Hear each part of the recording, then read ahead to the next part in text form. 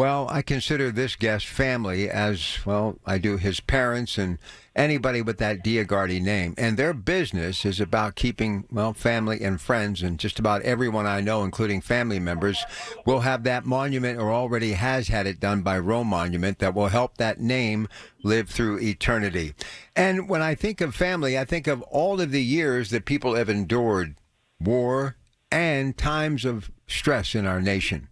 I alluded to earlier in a social media video with Bob Dvorak, who visited my house in Monaca after the Veterans Day Parade and an appearance at the American Legion Post 580, that because of trips to cemeteries, you can notice the timeline of when someone was born and their death, and if they have a military symbol attached to their monument, and if they have died late teen or early 20s and there was a war, meaning World War II, Korea, Vietnam, and so on, more times than not, they made the ultimate sacrifice. Look, I know his dad taught him well, but he continues to carry on that tradition of faith and family, God and country, and they have done many things to pay it forward to the men and women of the military and to make us remember historic people that wore that uniform, like the Tuskegee Airmen. So let's welcome to KDKA, part of our special Veterans Day tribute all day into the night on KDK Radio, my friend John Dioguardi from Rome Monument. John, Veterans Day, very special to you, is it not? Oh, it is very special with all the memorials we've done and all the memories of those interactions with veterans. It's timeless. The experiences that we've shared. But today, this whole weekend, what KDK has done in the presentations on the radio, it was a great Veterans Weekend. Great weekend. Listen, your parents, my parents, grew up in the same generation, that same community, Rochester, Beaver County, and they went through some tough times, those that were born in the 20s. Obviously, the stock market crash, the Great Depression, World War II, overcoming obstacle after obstacle, but came back and basically rolled up their sleeves as husband and wife and went to work and created a better way for their family. But one thing I can tell you about Big Vince, meaning your father and you, is that grit to never let anybody forget about the freedoms that we have because of those who have walked this great earth before us. And I got to believe it's one of the reasons why you have donated so many and put together these monuments like the one for the Tuskegee Airmen so people will be able to continue these stories literally long after all of us are gone. Right, John? Well, definitely, Rob. The Tuskegee Airmen Memorial was very special. We undertook a huge project. We were underfunded to begin with. We knew we were going to have to step up and create something very unusual, but we were working with very little funds. And what was so nice was we approached different people, got more donations, and today not only is there a memorial at Swickley Cemetery in honor of the Tuskegee Airmen, but there's a memorial at the airport. I believe it's the A gates where a memorial inside the airport exists, and it is very educational and a tremendous tribute to that group. When I have had many conversations with your father, who's a great storyteller, and he is full of passion, and he can remember things that it amazes me how sharp he is for in his ninth decade.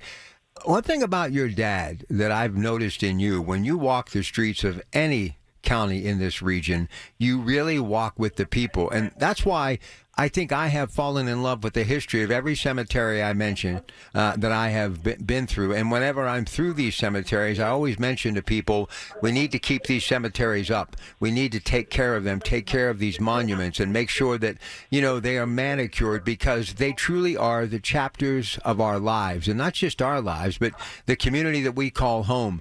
You are so dedicated to that, and there is a fear by many, including me, that some of these cemeteries that have been here for over a century will be gone. We have to try to preserve and save every one of these cemeteries, and like your father before you and your children who will do the same moving forward, Rome Monument is not just about getting that sales done with someone, but more importantly, once that monument is placed, that place where that monument is will be taken care of and looked after for generations to come.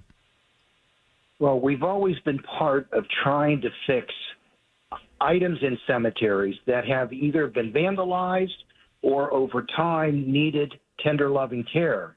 And those occasions, we've done it all gratis. That has continued. Cemeteries are now victims of time, where trees have grown much larger, and at times those trees fall. And the damage that they can create, it is frightening that we're looking at.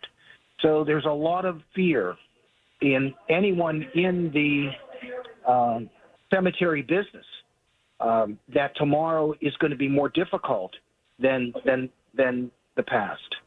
Well, let me leave you with this. John Dioguardi, Rome Monument, spending a little time with us as they and that incredible organization have helped us air all day and into the night a special 24-hour edition of Saluting Veterans on this special day.